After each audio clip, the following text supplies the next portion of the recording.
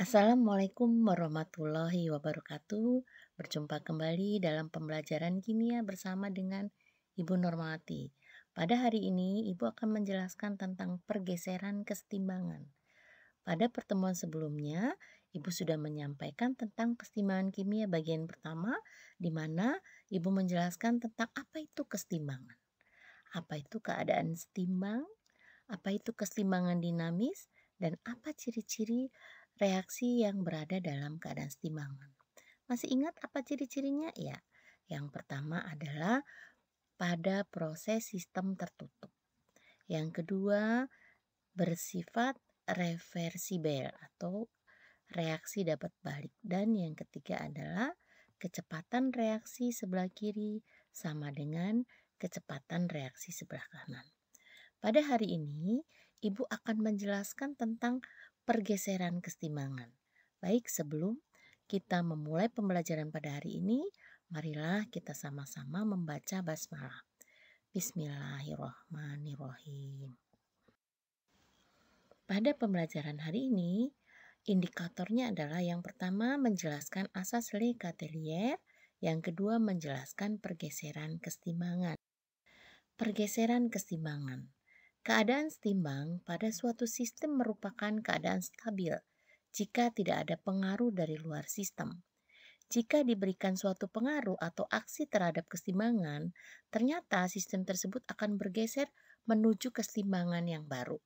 Nah, pada tahun 1884, Henry Louis Le Chatelier dari Prancis mengemukakan hukum pergeseran kesetimbangan yang dikenal dengan nama asas Le Chatelier. Menurut asas Le Chatelier, bila suatu keadaan setimbang menerima aksi, maka keadaan setimbang tersebut akan bereaksi untuk menghilangkan atau meminimalisasi pengaruh aksi tersebut. Apa artinya? Jika di dalam suatu keadaan setimbang diberikan pengaruh atau diberikan suatu aksi atau tindakan, maka reaksi kesetimbangan tersebut akan menghilangkan pengaruh tersebut atau akan menghilangkan aksi tersebut sehingga selalu berada dalam keadaan setimbangan. Ya, maksudnya bagaimana?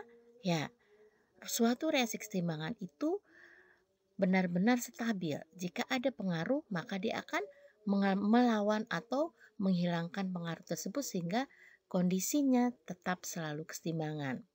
Maka kesetimbangan akan bergeser sehingga harga K tetap. Apa itu K?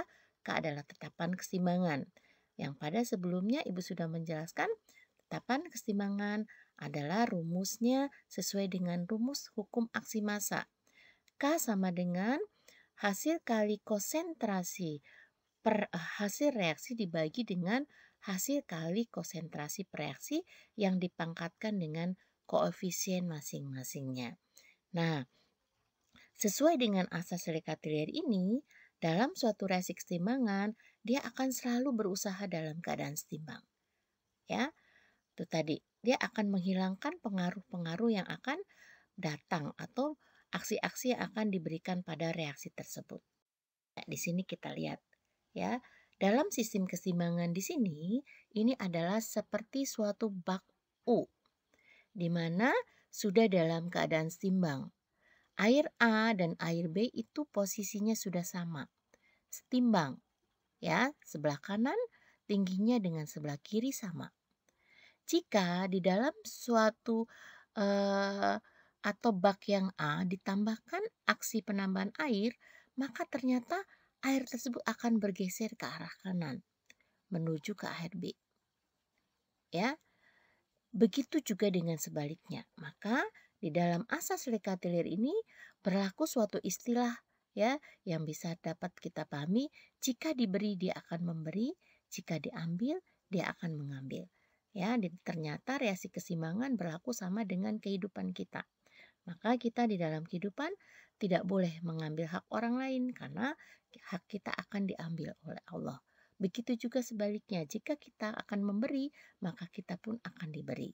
Ya, itu adalah kondisi setimbang atau dalam kehidupan pun berlaku kesetimbangan. Jika diberi, dia akan memberi, jika diambil, dia akan mengambil. Sama dengan pada posisi bak U seperti ini.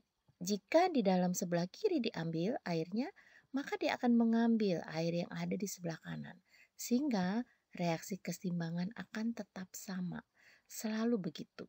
Begitu juga dengan sebaliknya, jika di bak B diberikan tambahan air, maka air itu akan bergeser ke arah kiri.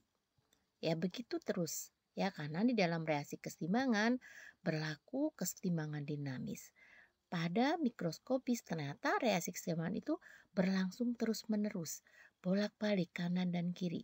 Ya, maka di dalam suatu reaksi keseimbangan harus diberikan perlakuan khusus. Jika kita menginginkan suatu produk, maka hasil produk itu harus kita ambil. Ya, sehingga selalu akan bergeser ke arah kanan, sehingga produk yang kita inginkan akan bertambah banyak. Maka reaksi keseimbangan ini selalu dipergunakan prinsipnya oleh suatu perusahaan. Ya, jika dia ingin menginginkan hasil A atau B, maka apa yang harus dilakukan?